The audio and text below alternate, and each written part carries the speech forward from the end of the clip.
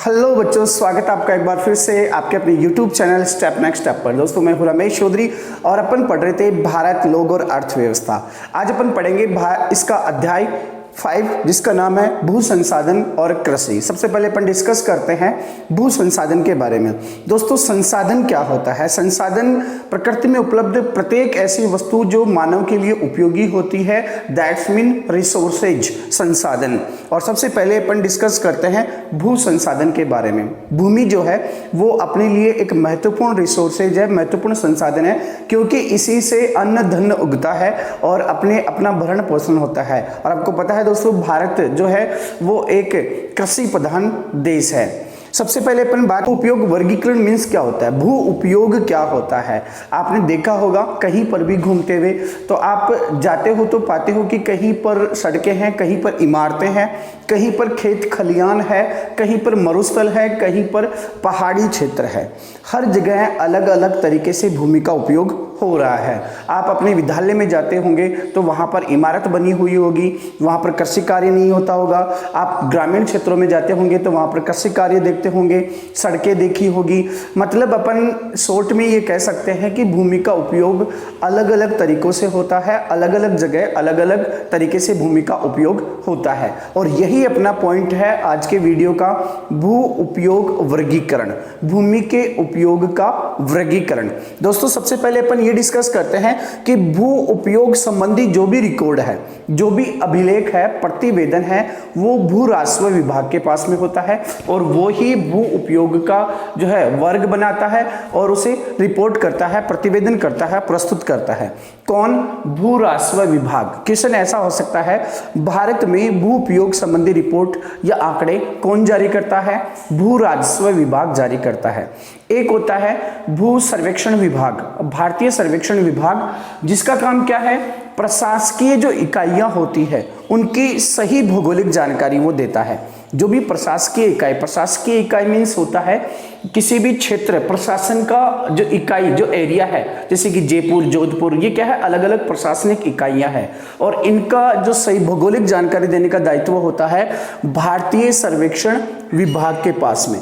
और भूमि के उपयोग संबंधी जो रिपोर्ट है वो देता है भू राजस्व विभाग। क्लियर है? अब देखते हैं अपन भू उपयोग वर्गीकरण। भूमि के उपयोग के आधार पर भूमि को अलग अलग भागों में बांटना, और ये अलग अलग भागों में बांटने का काम कौन करता है? भू राजस्व विभाग करता है। तो दोस्तों भारत में भू उपयोग के आधार पर भू राजस्व विभाग ने भारतीय भूमि को 9 अलग अलग भागों में बांटा है। 9 अलग अलग भाग कौन कौन से हैं? एक है बंजर व व्यर्थ भूमि, एक गैर कृषि कार्यों में प्रयुक्त भूमि, स्थायी चारागाह है, तरु व उपवनों के अंतर्गत आने वाला क्षेत्र, कृषि योग्य व्यर्थ भूमि, वर्तमान प्रतिभूमि, पुरातन प्रतिभूमि और निविल बोया गया क्षेत्र। ऐसे 9 अलग अलग भागों में बांटा गया है भारतीय भूमि को। एक चीज और आप याद रखना, जो भारतीय सर्वेक्षण विभाग है इसके द्वारा जो भौगोलिक क्षेत्र की जो इकाइयां या भौगोलिक जानकारी जो दी जाती है वो सीमित होती है, एक समान होती है, उसमें बदलाव नहीं होता, कम ज्यादा वो नहीं हो सकती। जबकि भू उपयोग जो है वो कम ज्यादा हो सकता है जहां पे खेती नहीं हो रही हो वहां पर खेती होने लग जाए, या ये भी हो सकता है जहां पर कृषि कार्य हो रहा है आने वाले समय में वहां पर गैर कृषि कार्य भी हो सकता है। तो ये जो आंकड़े हैं भू उपयोग के, ये बदल सकते हैं, अर्थात भू राजस्व द्वारा जो भू उपयोग वर्गीकरण प्रस्तुत किया जाता है वो अलग अलग हो सकता है, बदल सकता है, चेंज हो सकता है। तो पहला आता है वनों के अधीन क्षेत्र। दोस्तों वनों के अधीन क्षेत्र का मतलब ऐसे क्षेत्र जिन क्षेत्रों को सरकार ने वनों के लिए घोषित कर दिया है, वनों के लिए उस क्षेत्र का सीमांकन कर दिया है। वहां पर वन हो या ना हो, यानी पेड़ पौधे हो या ना हो, ये जरूरी नहीं है। जिस क्षेत्र को सरकार ने वनों के अधीन घोषित कर दिया है वहां पर भविष्य में वन लगाए जा सकते हैं और इस क्षेत्र को सरकार बढ़ा भी सकती है। जैसे कि भारतीय राष्ट्रीय वन नीति 1952 है, उसके आधार पर भारत में जो वनों के अधीन क्षेत्र है उसकी संख्या 33% रखी गई है, यानी कि लगभग भारत की भूमि के 33% भाग पर वनों का होना अनिवार्य है। लेकिन क्या वास्तव में इतने क्षेत्र में वन है? नहीं है, लेकिन इतना क्षेत्र वनों के लिए सीमांकित कर दिया गया है। तो वनों के अधीन क्षेत्र अपन क्या करेंगे, किसको शामिल करेंगे, जो सरकार के द्वारा जिस क्षेत्र को वनों के लिए सीमांकन या वनों के लिए घोषित कर दिया है, यहां पर वास्तव में वन हो या ना हो, और इस क्षेत्र को बढ़ाया भी जा सकता है। दूसरा पॉइंट आता है बंजर व व्यर्थ भूमि। ऐसी भूमि जो पूरी तरीके से बंजर है, जो किसी काम की नहीं है, किसी भी नई तकनीकी या प्रौद्योगिकी को भी काम में लेकर उसे कृषि योग्य नहीं बनाया जा सकता, वो होती है व्यर्थ भूमि, बंजर भूमि। जैसे कि मरुस्थल, प्राकृतिक खड्डे, बंजर पहाड़ी क्षेत्र, ये सब क्या होते हैं, बंजर या व्यर्थ पड़ी हुई भूमि, इसे अपन कह सकते हैं।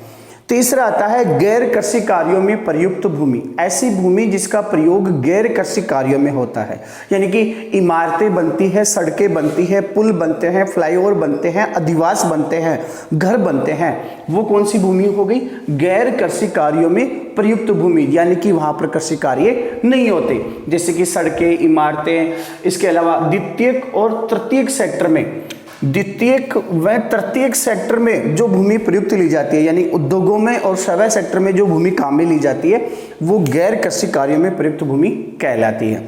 इसके बाद में फोर्थ पे चलते हैं अपन, स्थायी चारागाह है। स्थायी चारागाह वे क्षेत्र होते हैं जो या तो किसी पंचायत के अधीन होते हैं या सरकार के अधीन होते हैं, जिसे अपन गोचर भूमि कहते हैं, वो चारागाह क्षेत्र होते हैं, और इनको साझा संपत्ति संसाधन भी कहा जाता है। दोस्तों याद रखना है, इनको साझा संपत्ति संसाधन भी कहते हैं, जो गोचर भूमि होती है, जो चारागाह क्षेत्र होते हैं इनको। पांचवा आता है तरु और उपवनों के अधीन क्षेत्र। ऐसे क्षेत्र जहां पर विविध प्रकार के तरु, उपवन, बाग बगीचे लगाए जाते हैं। इसको निविल बोए गए क्षेत्र से अलग रखेंगे। निविल बोए गए क्षेत्र में फसलें ली जाती है, क्रॉप्स ली जाती है, जबकि इसमें बहुवर्षीय जो बगीचे हैं वो लगाए जाते हैं। इसके बाद में आता है कृषि योग्य व्यर्थ भूमि। दोस्तों ये जो तीनों हैं, इनको आप एक तरीके से देखिए, कृषि योग्य व्यर्थ भूमि, वर्तमान प्रतिभूमि और पुरातन प्रतिभूमि। पिछले एक वर्ष से जो भूमि कृषि रहित रही हो, यानी कि पिछले एक साल से जिस भूमि पर खेती नहीं की जा रही हो, उसे कहते हैं वर्तमान प्रतिभूमि। क्या कहते हैं, वर्तमान प्रतिभूमि। जो पिछले एक साल से कृषि रहित रही हो, जिस पर पिछले एक साल से कृषि नहीं की गई हो, उसे वर्तमान प्रतिभूमि कहते हैं। दूसरा देखते हैं, एक साल से अधिक लेकिन 5 साल से कम। ऐसी भूमि जो एक साल से ज्यादा लेकिन 5 साल से कम कृषि रहित रही हो, उसे पुरातन प्रतिभूमि कहते हैं। कौन सी भूमि कहते हैं, पुरातन प्रतिभूमि। और तीसरी, ऐसी भूमि जो पिछले 5 सालों से अधिक समय से कृषि रहित रही हो, यानी कि पिछले 5 साल या फिर 5 साल से भी ज्यादा समय से कृषि रहित रही हो, उसे कहते हैं कृषि योग्य, यानी कृषि करने की लायक है लेकिन व्यर्थ पड़ी हुई है, कृषि योग्य व्यर्थ भूमि।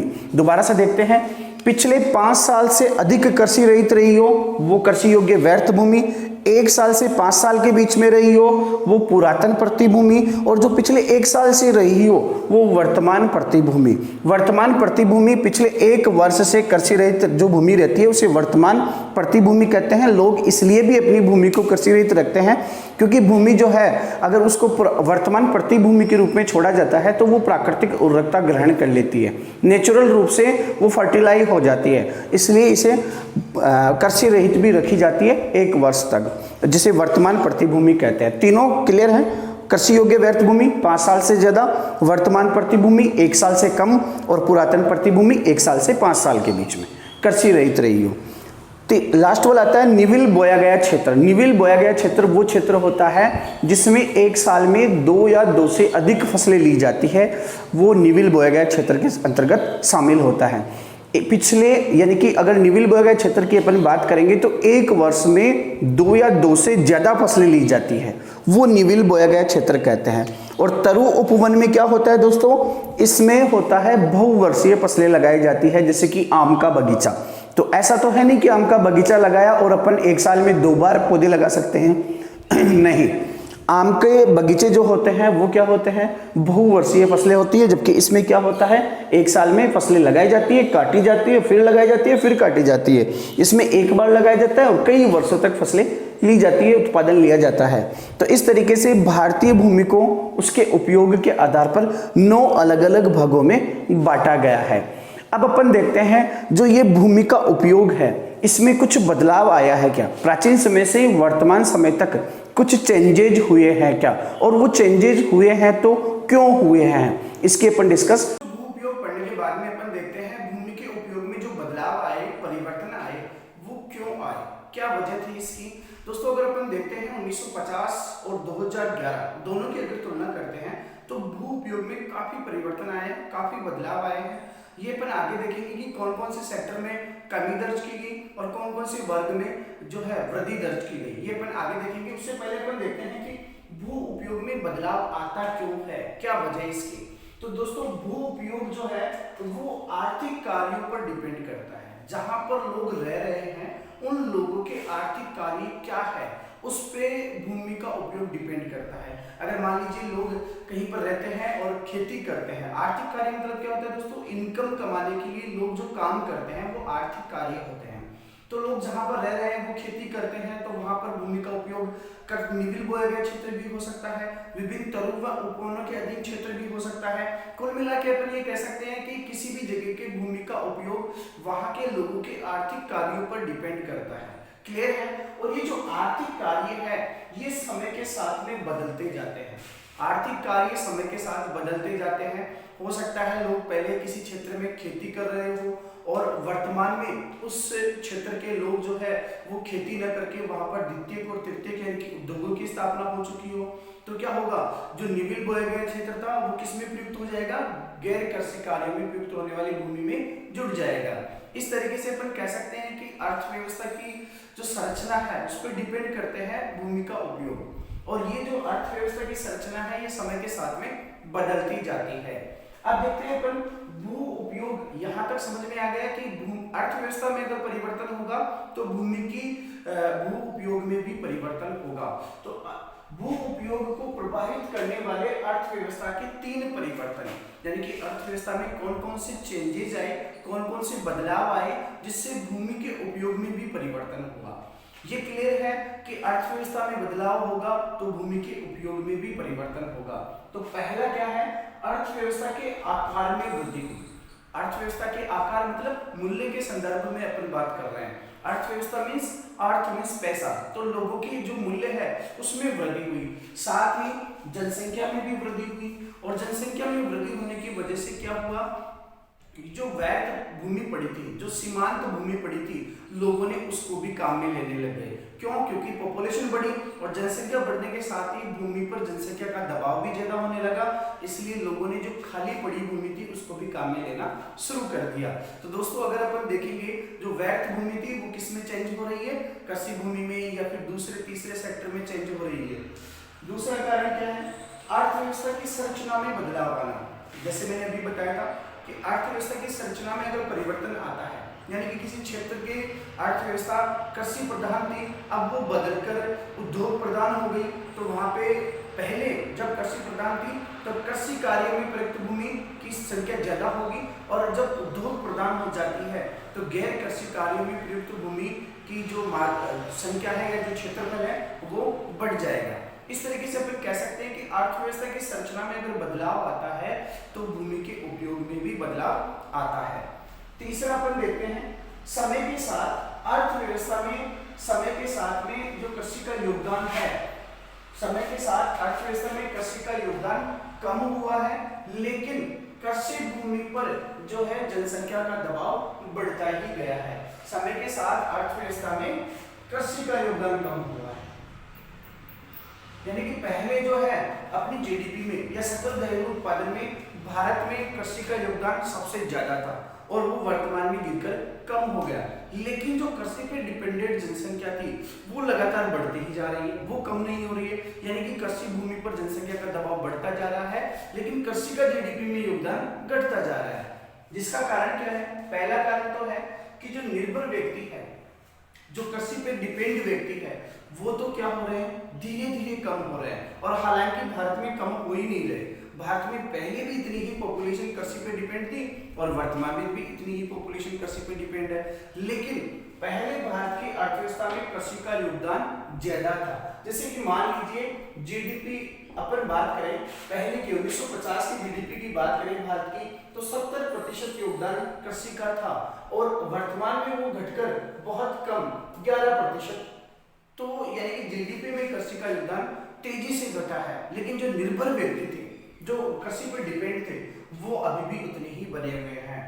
और हालांकि दूसरा देखो, कृषि भूमि पर निर्भर जो जनसंख्या है वो लगातार बढ़ती ही जा रही है। यानी कृषि भूमि पर डिपेंडेंट पॉपुलेशन का लगातार ग्रोथ होना क्या कर रहा है, समय के साथ में जो बदलाव होना चाहिए, जो कृषि भूमि में तो बदलाव हो रहा है लेकिन पॉपुलेशन में बदलाव नहीं हो रहा है। तो इस तरीके से भूमि के उपयोग में बदलाव आता है।